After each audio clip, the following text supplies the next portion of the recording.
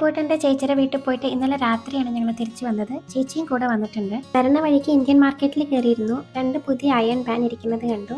രണ്ടും വാങ്ങി. ഒന്ന് ഞാൻ എടുത്തു, ഒന്ന് ചേച്ചി എടുത്തു. പുതിയ പാത്രം വാങ്ങി എനിക്ക് അടുത്ത ദിവസം തന്നെ യൂസ് ചെയ്ത് നോക്കണം, അല്ലെങ്കിൽ ഒരു മനസ്സമാധാനം കിട്ടില്ല. കാസ്റ്റ് അയൺ കടായി ആയതുകൊണ്ട് ആദ്യം വെറും വെള്ളം യൂസ് ചെയ്തിട്ട് നന്നായി കഴുകിയെടുത്തു. എന്നിട്ട് ഒരു 1/2 കപ്പ് വെള്ളത്തിൽ ലെമൺ പീസസ് ആഡ് ചെയ്തിട്ട് നന്നായി ബോയിൽ ചെയ്തെടുത്തു. സവാള കരിയണത് വരെ വഴറ്റിയെടുത്തിട്ട് പാൻ വീണ്ടും കഴുകി. ഹൈ ഫ്ലെയിമിൽ ഒരു 5 മിനിറ്റോളം പാൻ ചൂടാക്കി എടുത്തതിന് ശേഷമാണ് ഞാൻ കുക്കിങ്ങിന് യൂസ് ചെയ്യാൻ തുടങ്ങിയത്. എല്ലാവരും ഉള്ളതുകൊണ്ട് ബ്രേക്ക്ഫാസ്റ്റിന് പാൽ പൊങ്കലാണ് ഉണ്ടാക്കിയത്. പൊങ്കലിന് ചേർക്കാൻ വേണ്ടിയിട്ട് അണ്ടിപ്പരിപ്പും കറിവേപ്പിലയും കായപ്പൊടിയൊക്കെ കുറച്ച് നെയ്യ് ചേർത്തിട്ട് ഈ അയൺ പാനിൽ തന്നെ ഞാൻ വഴറ്റിയെടുത്തു. അടിപൊളി ടേസ്റ്റ് ആയിരുന്നു. അപ്പോട്ടെൻ്റെ ചേച്ചി വീട്ടിലുള്ളപ്പോൾ വർക്ക് ഫ്രം ഹോം ചെയ്യാൻ എനിക്ക് വലിയ ഇഷ്ടമാണ് കേട്ടോ. ചേച്ചിയോട് സംസാരിച്ച് ജോലി എടുക്കുകയും ചെയ്യാം. ലഞ്ചൊക്കെ നന്നായിട്ട് ചേച്ചി പ്രിപ്പയർ ചെയ്ത് തരും. വാലന്റൈൻസ് ഡേ ആയതുകൊണ്ടാണെന്ന് തോന്നുന്നു അപ്പോട്ടം വൈകുന്നേരം പോയിട്ട് കേക്കും ബ്രെഡൊക്കെ വാങ്ങിയിട്ട് വന്നു. ഇവിടെ അടുത്തുള്ള ബേക്കറിയിൽ നിന്നാണ്. ഒരു മലയാളി ചേട്ടനാണ് കേട്ടോ അവിടെ ബേക്കർ.